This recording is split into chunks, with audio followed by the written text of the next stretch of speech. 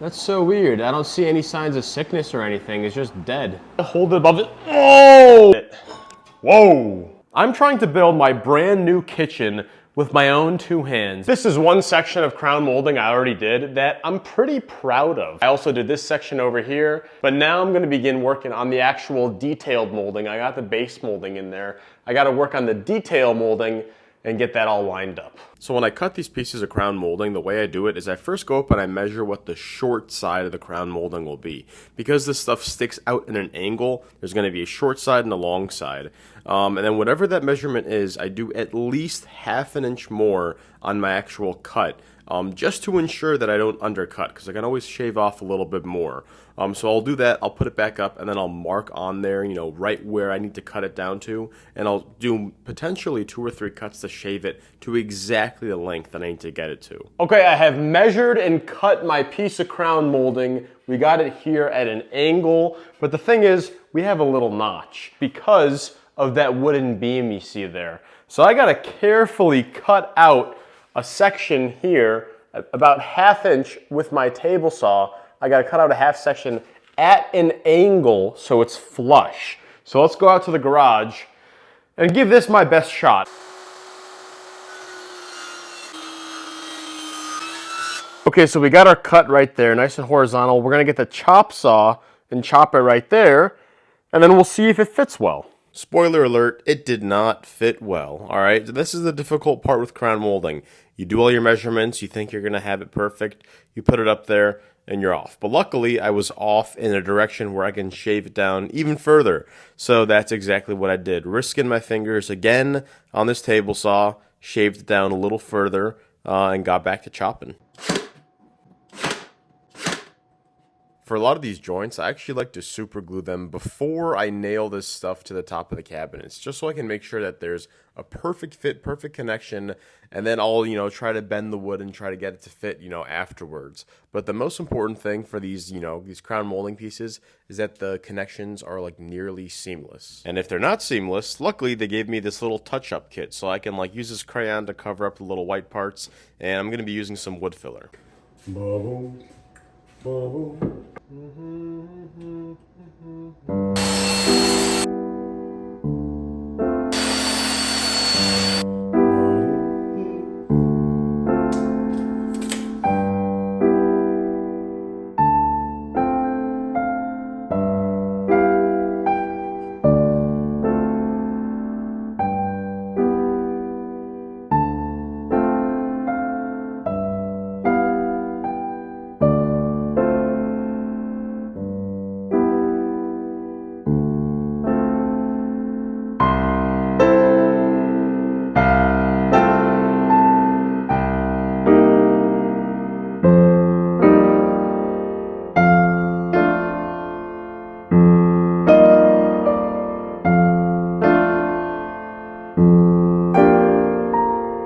Okay, I finally finished all the crown molding in the kitchen. Not only that, I did all the bottom molding as well.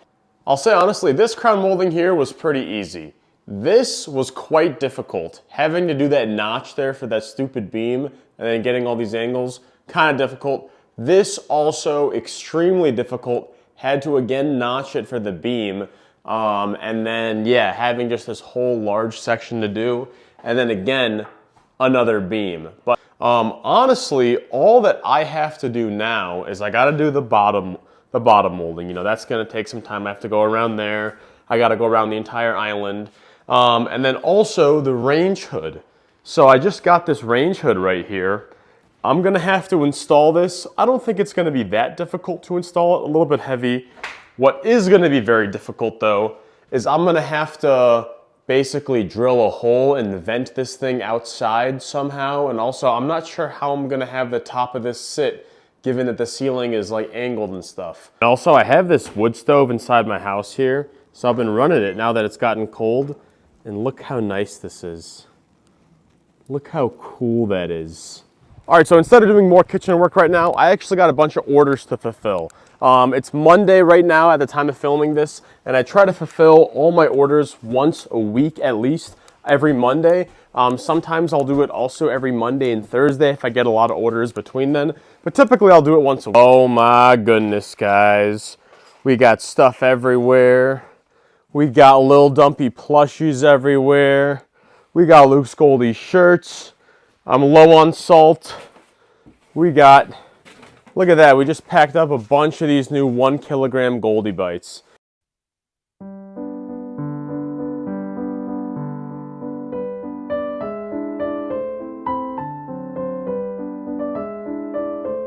All right, so we're going to the post office. I'm also gonna get some gas, and then I gotta come home.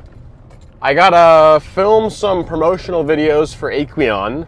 As you guys know, I'm sponsored by Aquion, but with sponsorships, you gotta make promotional content. Well, well, well. Guess who forgot that it's Veterans Day? That's me, right? Yeah, so the post office is closed. Okay, so we're back in the fish basement. We're still doing our little parasite cleanse. And again, we're doing water changes.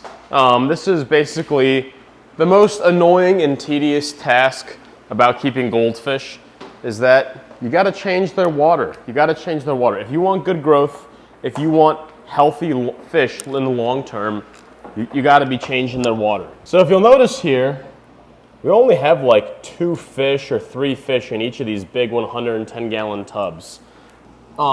This is one of the fish that I groomed out, this one right here, and one of the fish that I bred. Look at these beautiful guys. Absolutely wonderful. Whoa, they're powerful. But yeah, the reason I only have like 2 fish in each of these tanks is because my stock is super low, but I still want to keep the tanks cycled. So I'm gonna grab another pump right now. And in this tank over here, we got the 3 red caps. And I want to show you guys Num Nums. So Num Nums over here, boy, he was the small red cap goldfish. Ah, buddy. Oh, there we go. My goodness, this guy was hard to catch. So this is Num Nums. He is the small pet store red cap goldfish that I bought, and he was literally like this tiny when I first got him. Because I wanted to get some goldfish from the pet store. I just wanted to see, how well can I grow a fancy goldfish from the pet store?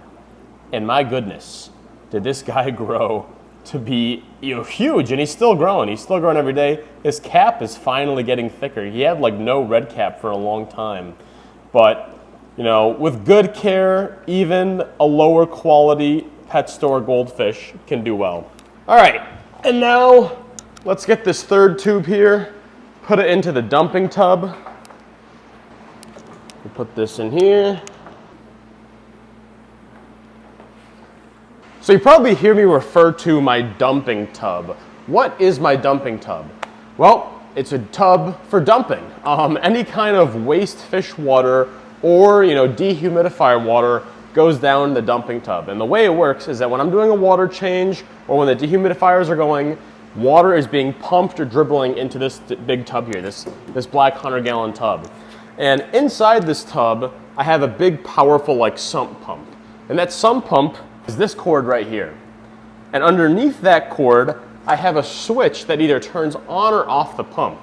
And that switch is actually this floating ball. I can't show you right now because it's inside this thing. But that floating ball, when the water level gets high, it floats up and the thing drops and it turns the pump on and automatically pumps the entire tub out into my lawn. But then once it drains it to a certain degree and the ball goes down, boop, it stops and the pump shuts off. So I can just, without thinking, willy-nilly just throw a bunch of water in this tub and it automatically gets pumped out of here. All right, so now I'm gonna be feeding my big boy Bowser here some treats. And if I hold it above it, oh my gosh, did you guys see that? I could not even finish my sentence. If I take this thing and I hold it above his nose, he knows immediately what it is. And this guy just immediately snaps him down. So these are his absolute favorite treats. Hey, Bowser boy. Bowser, how you doing, buddy? Look at you swallowing these like popcorn. Do you guys see this here? Do you guys see this? He's jealous. I'll be honest, I don't pay as much attention to him as I... Oh, I'm okay, I'm sorry. Come over here. Not getting the message. All right, here's what I gotta do. Can you not see behind you? Whatever. Look at these guys right here. I feel like they know that I'm here and they want food. Oh, you like it. You like the shrimpy treat, little Wienerton. And the cute thing about this fish is that my niece Alita named this fish. So she's, oh, okay, what, you got scared of the shrimp?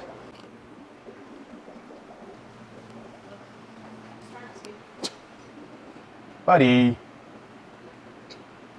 Yeah. You're an evil buddy. If you look very closely, you'll see that they're the male fish chasing that like gray fish. The one with the red tail and the yellow tail, they're chasing that one with like that's mostly gray with a little blue tail. That's how guppies have babies. But I basically have this as a self-generative food source for Bowser because when there's enough and there's a lot swimming around in here, he'll just pick some off and it's good stimulation for him. Like he doesn't get enough stimulation. Look at this guy. Look at this guy. I'm having him do backflips. Finally, Balthazar, fine. Buddy, there we go. All that time you could have been having these treats, dude. The reason they call them stick'ems is you're supposed to stick them to the glass of your aquarium. If you put them in the tank really quickly and smush them on there, they actually stick down on the glass. And then if you give it a couple, seconds or so, get them all out of wherever they are, it's pretty neat. It's pretty neat, I will say. And this is honestly something you can feed virtually every aquatic animal. Shrimp, everyone will eat shrimp besides Lily. Lily actually doesn't like shrimp. She's the one behind the camera right now. Look at them go. There's a dead guppy down there. What the heck? We lost a soldier.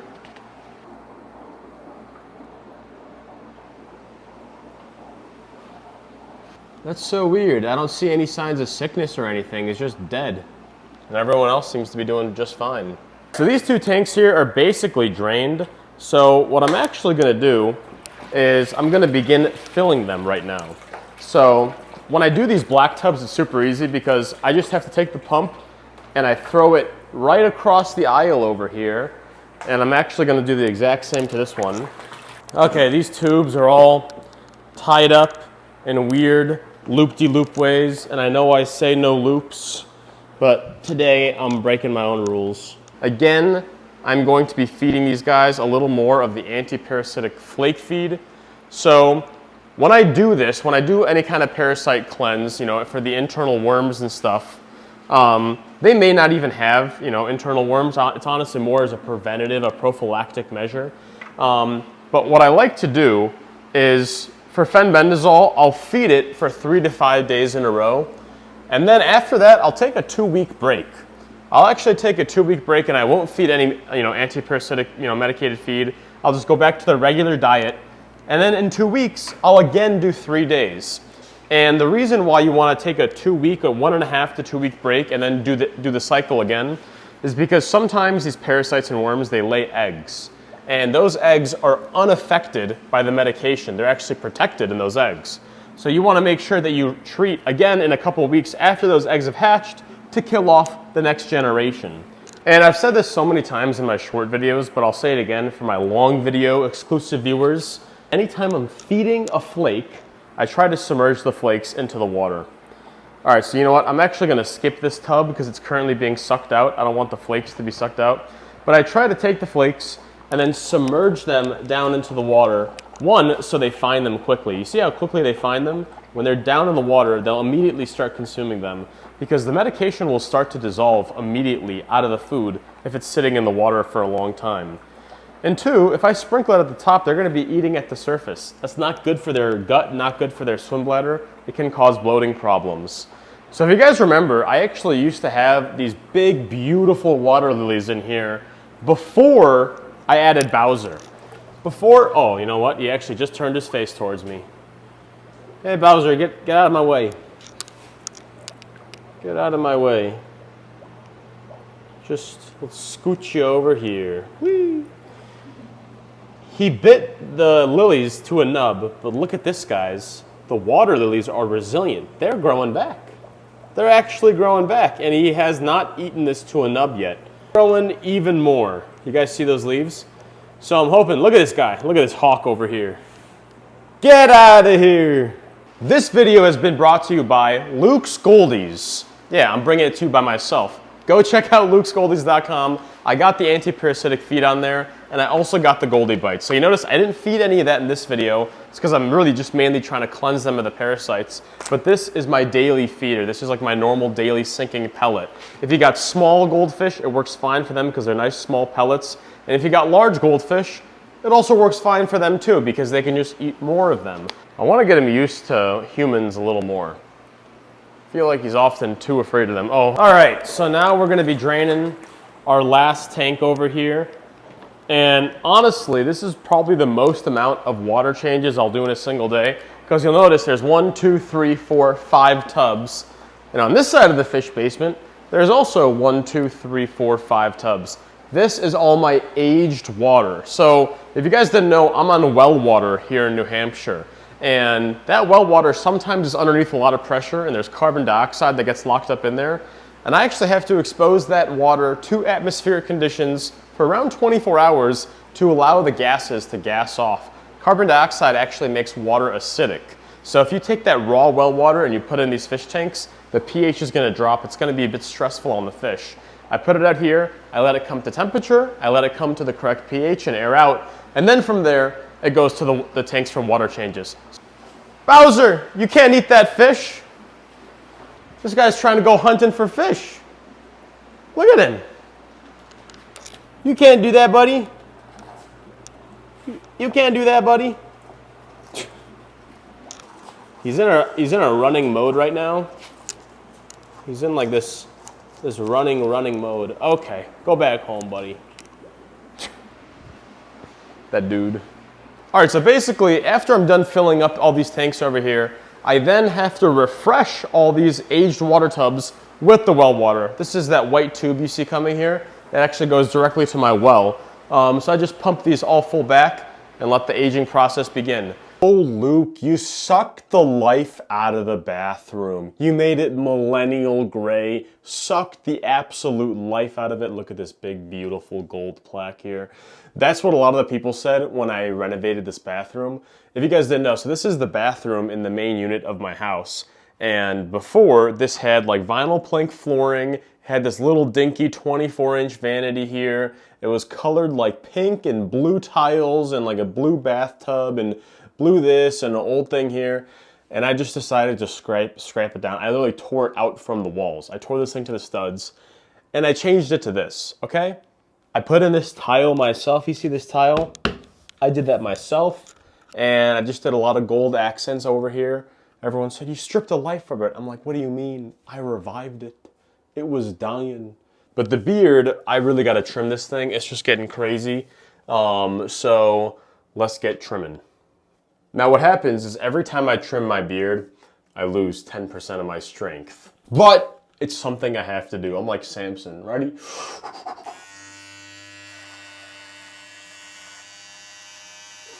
Oh man, this thing is struggling. I'm like Wolverine right now. Wow, guys. I feel defaced. I feel weak. Okay. Look what we have here. It's like a little, I look like Kramer. You guys ever watch Seinfeld? I watch a lot of Seinfeld. Well, well, well. I look a lot younger and a lot cleaner. I literally looked like a lumberjack just like, 10 minutes ago. Okay, so I've gotten all the top molding done. I've gotten all the bottom molding done. The next thing that I want to do is probably clean up. Look over there. Look how much of a mess I made because I did all my cuts in here. But the second thing I want to do is I want to install the range hood. So I did a quick Google search and they say you want to have it be between 24 and 30 inches above the cooktop here. All right, so 31 is right here. And now all we got to do is like zoom into the point. You see the point there? We're just going to raise this level here to that point.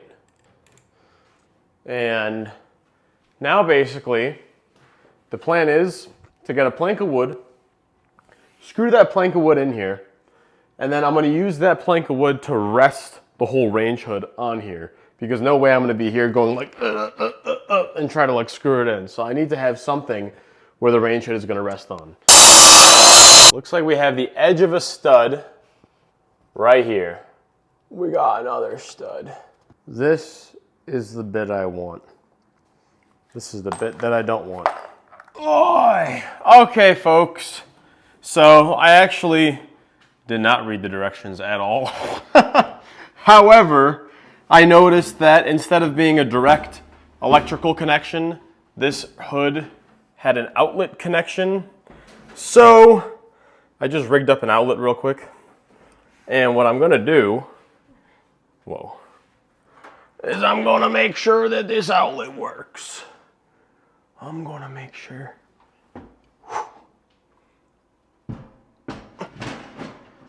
Okay. So after I plug this in, I gotta make sure I don't put my hand in here because there's a very strong fan in there. All right, everyone say a prayer. Hey, look at that, folks. All right, ready?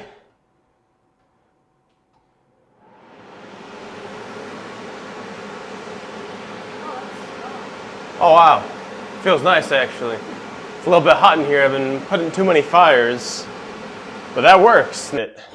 Whoa. Okay, it was slowing down, but I forgot that it could have still been spinning. That could have been really bad, but luckily it was not. You don't want to get your finger in that thing, so I just touched it on accident when it was just winding down. Would have made for some good content though, but